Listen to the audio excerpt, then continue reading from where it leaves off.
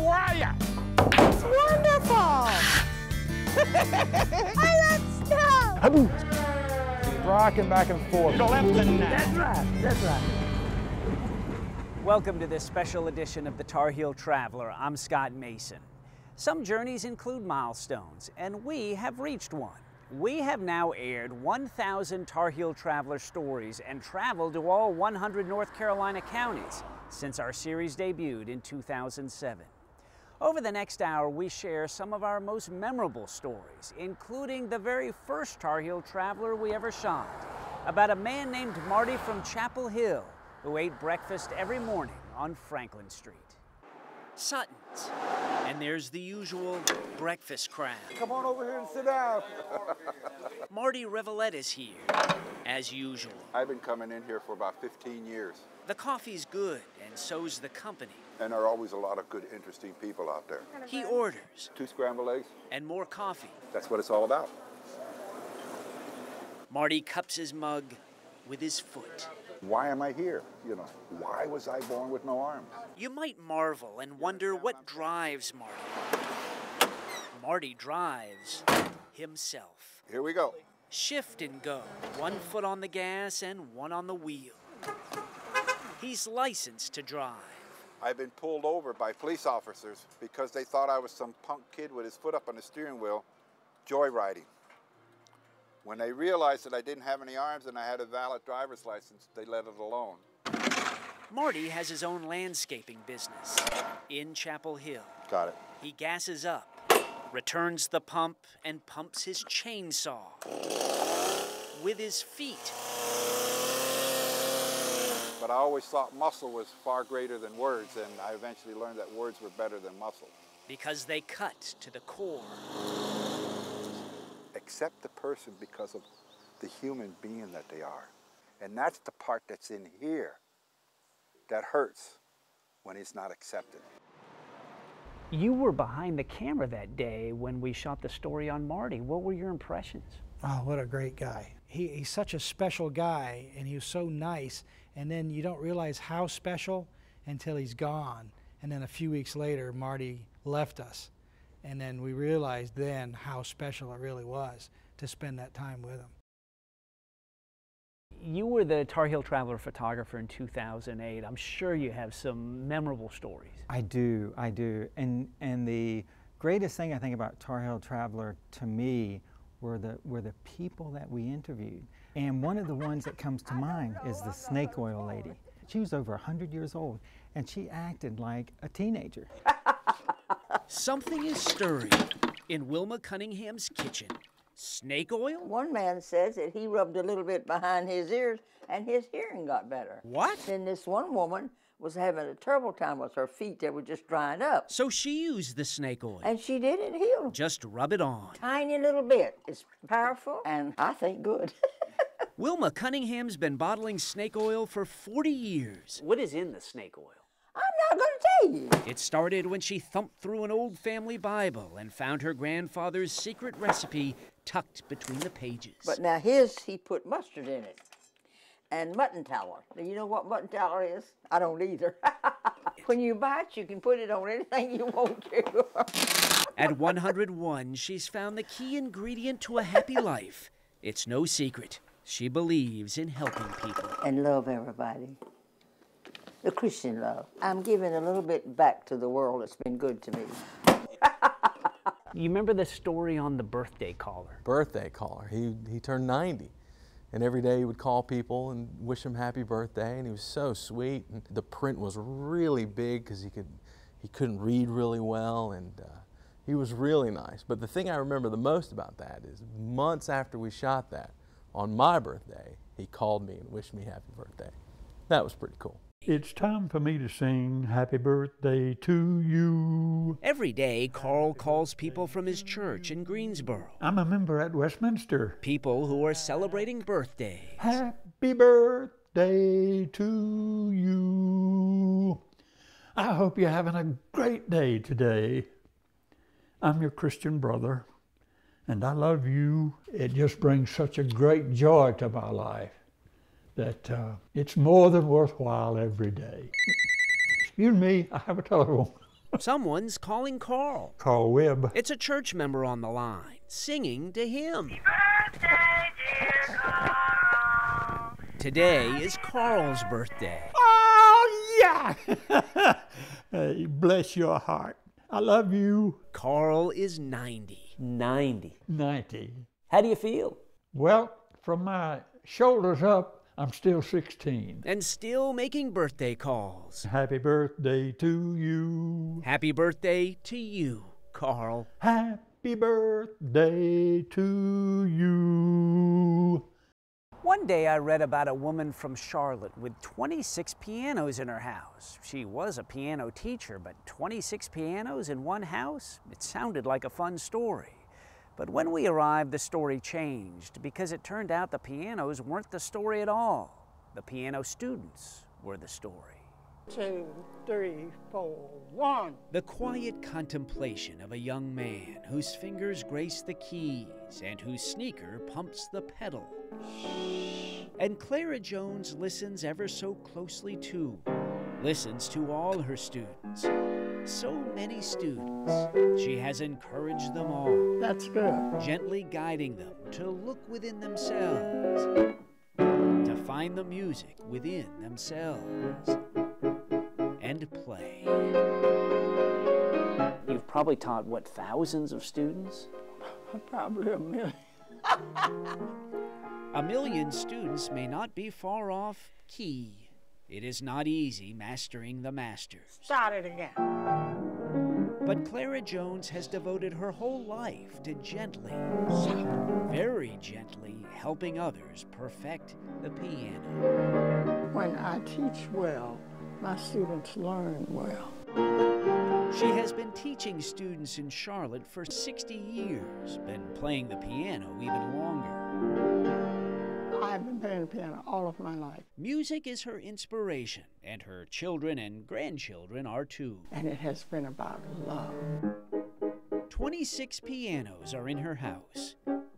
There's one there. And piano students are throughout her house. I see the results of teaching. She's very hardworking. Music is something that you can keep all of your life. Clara has not had an easy life.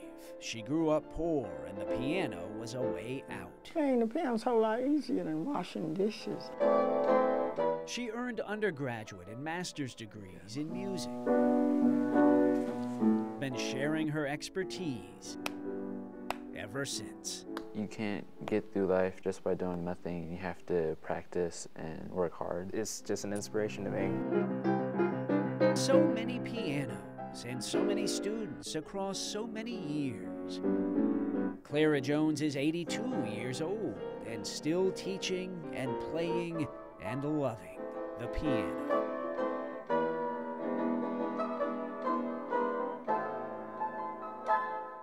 What I like about the Tar Heel Traveler is that really and truly there is a pleasant surprise around every bend. I mean, there's like a story anywhere you go, and the state is so pretty. You really can't lose traveling around doing this kind of work. And also the history. There is so much history here in North Carolina, these undiscovered gems all over the place. I really feel like I have the best job in television.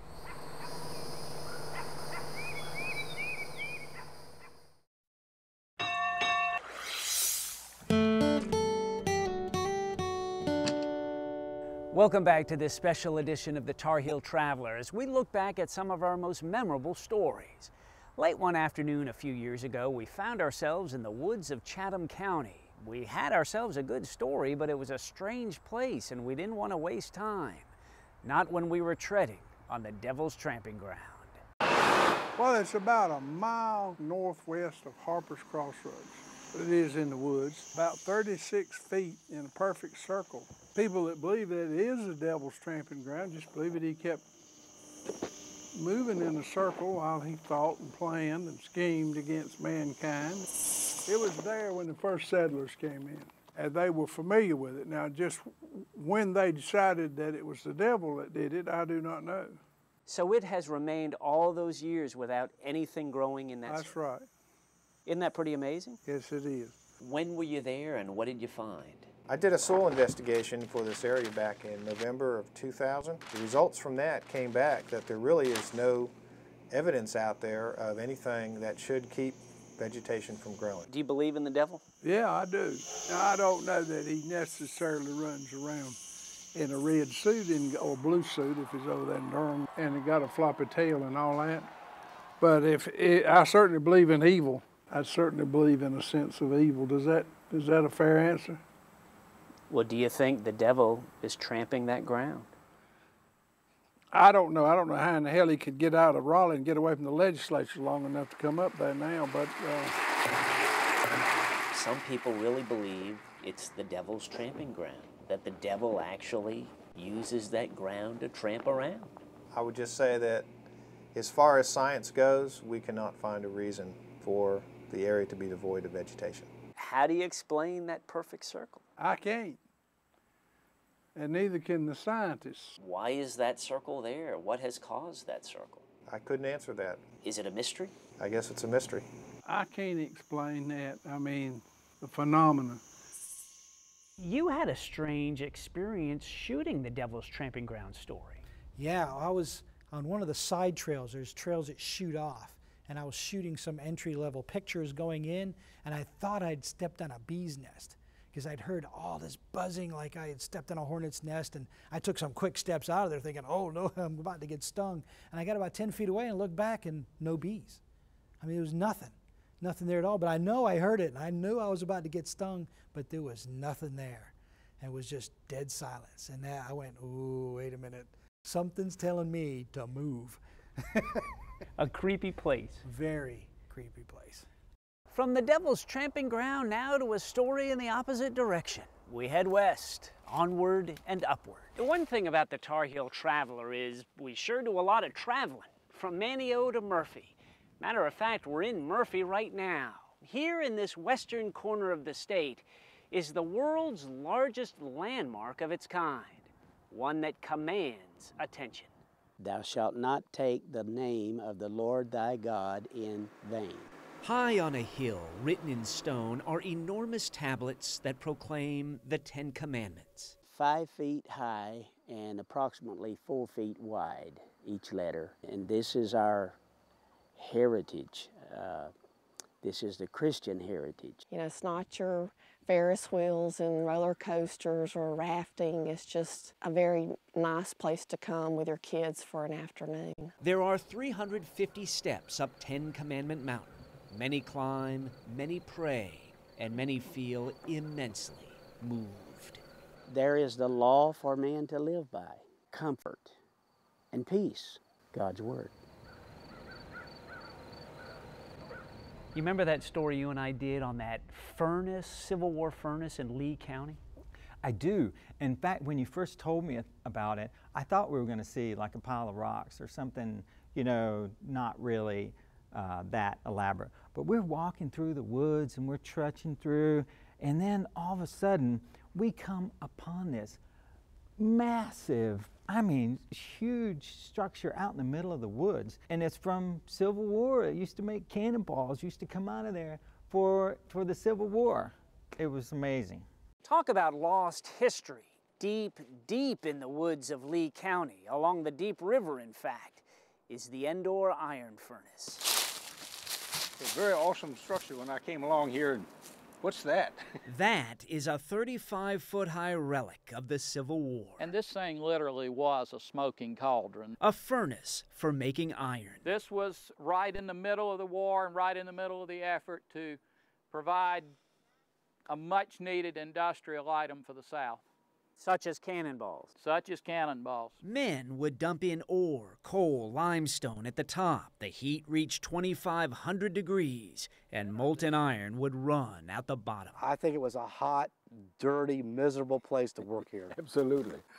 I'm sure it was an incredible sight. The site has since suffered a catastrophic collapse. Bad state of disrepair.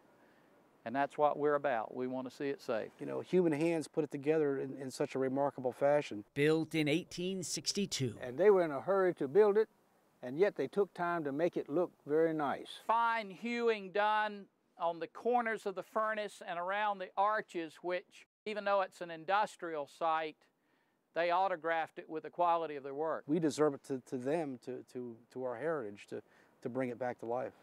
We think it's just one of the finest historic relics left in North Carolina. I mean, it almost allows you to picture what happened here. That's right.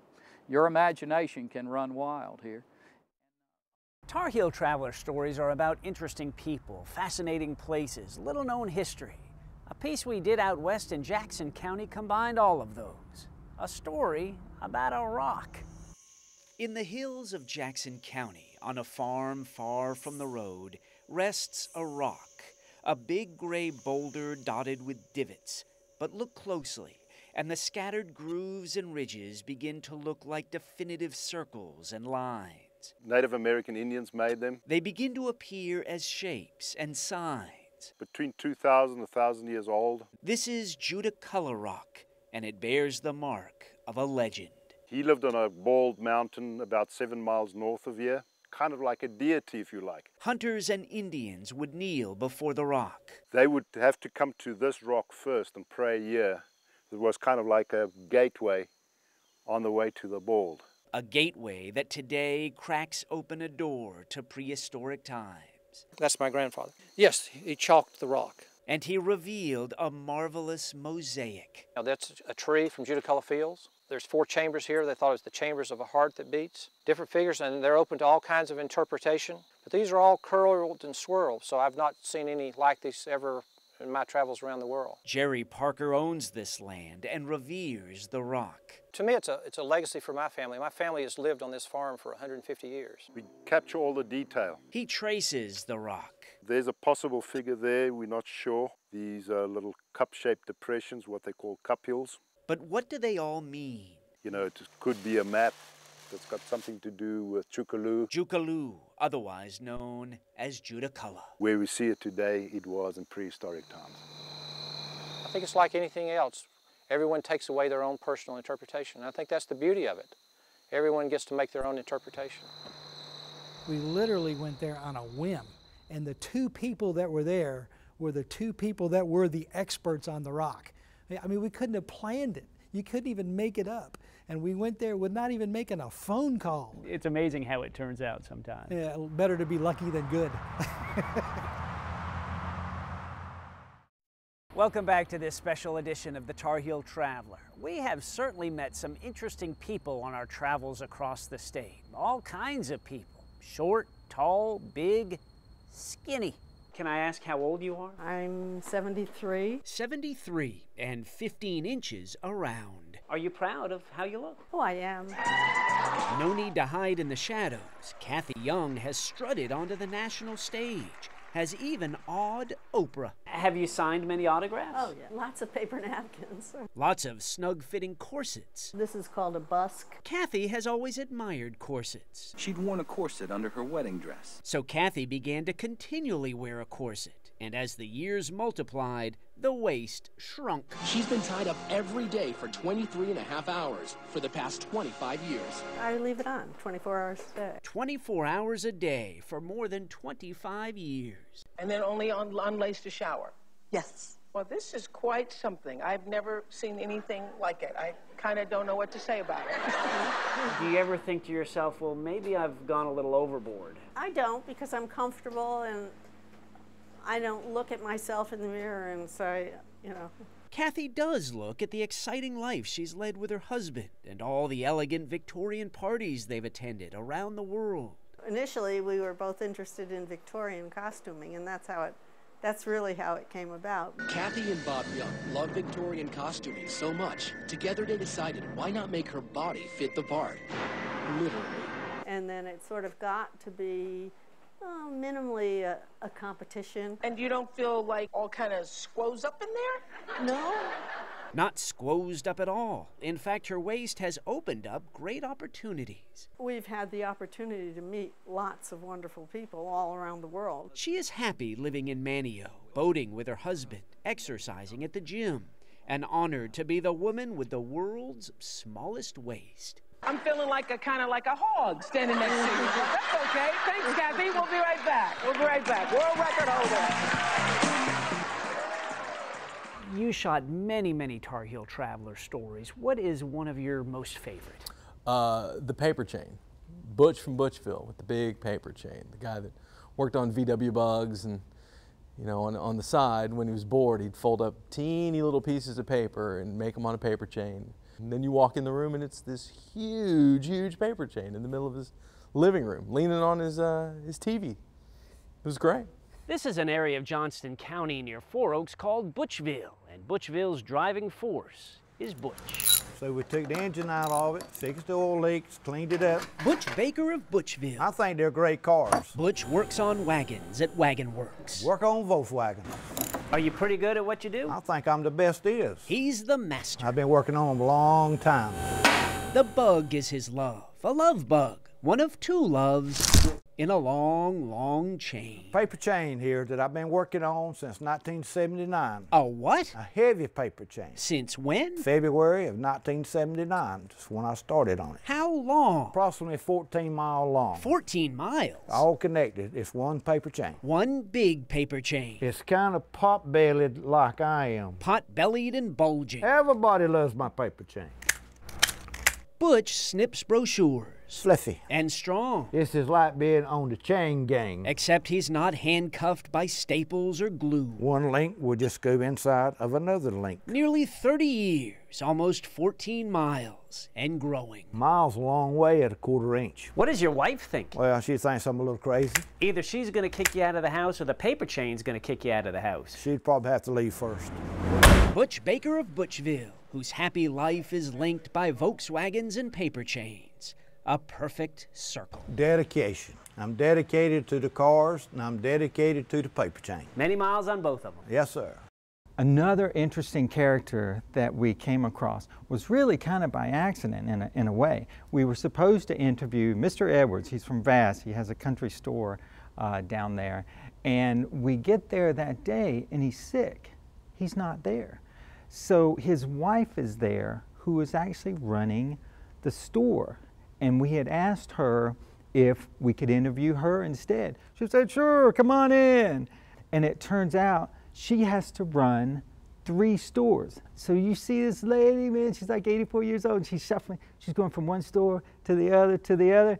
She was awesome. She was so fantastic. There's something to be said about a good, hard day's work. Here in Mora County, in the town of Vass, is where you'll find about the hardest working woman around. Her name? Oh, it's easy to spot. Edwards, Edwards, and Edwards. Good gracious in the morning. And Helen Edwards.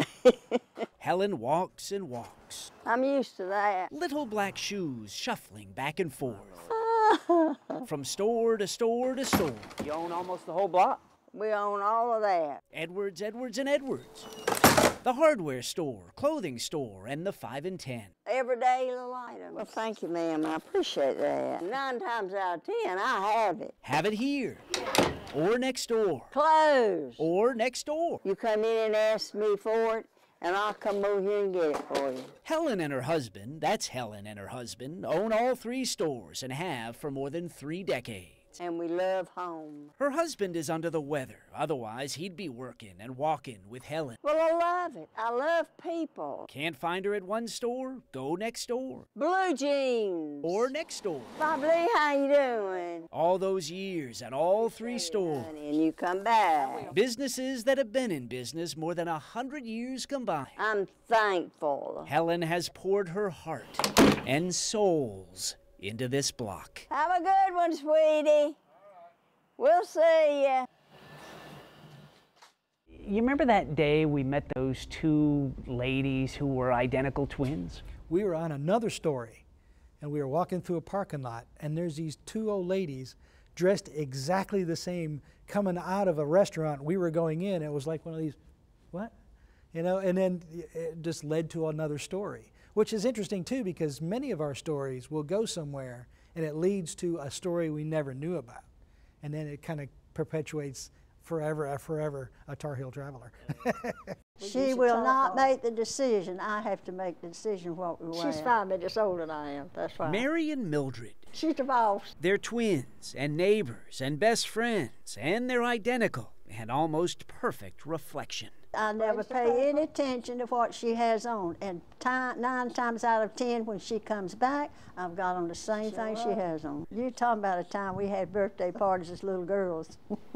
The girls grew up and, well, identical sisters being sisters, they married brothers. They walked into the church and spied us. Mary married Luther Elliott, and Mildred married Marvin Elliott. We had a wonderful relationship, though, as couples. We really did. We surely did. Life has been almost without argument. You two don't argue, do you? Somewhat, but it doesn't amount to anything. Doesn't amount to anything. Identical. But in a life lived as a perfectly matched pair, the irony is that they've each fashioned their own identity. That's one thing you learn through life. You can't always depend on others. You have to learn to go it yourself. That's right. We got paid to drive around the most beautiful state in the country. I mean, you know, we went to the beach, we went to the mountains and everywhere in between, and that was fun. That was a lot of fun, and we met some great people, and we got to tell good stories. It was a lot of fun. It was hard work, but it was a lot of fun.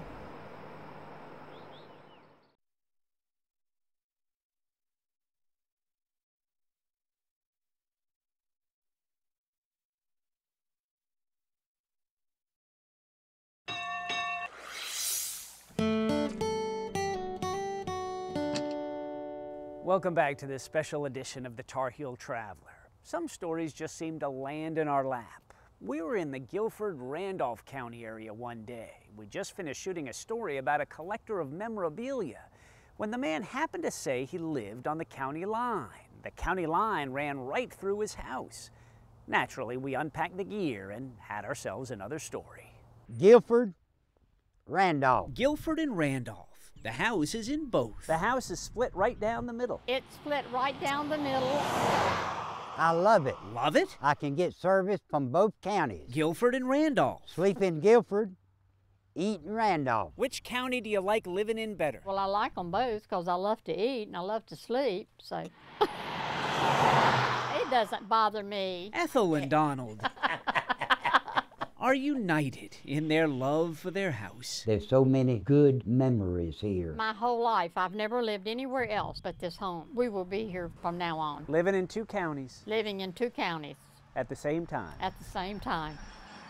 Pantego is a very tiny town in eastern North Carolina that has a one-of-a-kind world wonder. And for little Pantego, that's a very big step. 1, 2, 3. It's a long way down, 5, long way up, 6, a 2-sided staircase, 8, a sort of exterior archway outside a 19th century school building. 13, 14.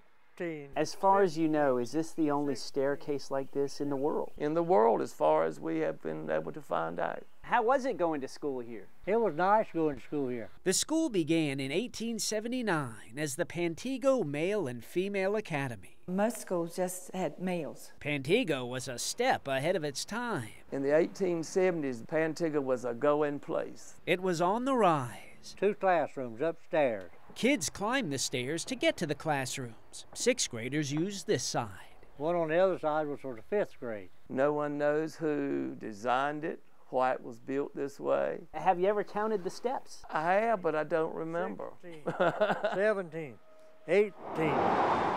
Pantego, the town, eventually took a downward slide. Every once in a while we'd get on that and slide down it and get a whooping if they caught us. The school eventually closed. But all the windows were broken out. People in Pantego have now restored the building and turned it into a museum. That's a report card from 1879. Got good grades, looks like. Well, he got a 72 in reading. Well, that's pretty good for back then. We're very proud of the building. It's got quite a lot of history here. And it's got quite a lot of steps. 20. 21. 21. 21. And then there's the other side. I think it's interesting. It is a point of pride to a lot of people. It's a one-of-a-kind, I suppose. Here in Pantego. Right. You never know what stories are going to strike a chord, and there's one that we shot in the little Hyde County town of Swan Quarter, and when we shot it, I had no idea that it was going to get the reaction it got. It was just a story about a church, but even today, people still mention that church to me. It was the church moved by the hand of God. The story begins in 1876. The church wanted to build on this lot. They had approached the owner, he refused to sell it to them. And the man would not sell them this property, so they built around there. They built about a half-mile down the road. This part is the original church. And then soon after they finished their building, the storm came and the tidal wave took the church right off the pilings, and it floated and sat down here on the land that they originally wanted. Down the street, it made a right-hand turn, and the church stopped on this lot. I mean, why didn't it just float out in the field? Makes you wonder. But it went down the road and turned, made a right-hand turn. Now, one of the interesting parts of the story is that there was a lady who was standing in her kitchen washing dishes as the church floated by. If you can imagine how that must have felt those years ago. The man who owned the property abruptly changed his mind about selling. So yes, the next day, the people of the church approached him again, and he was very willing. You can say that again. Very willing. I imagine that he was pretty well impressed. The man became a believer. I would think so. I believe I would have. We have people who stop in and want to see the church moved by the hand of God. Do you feel like the church really was moved by the hand of God? I believe so. How could it have been anything else?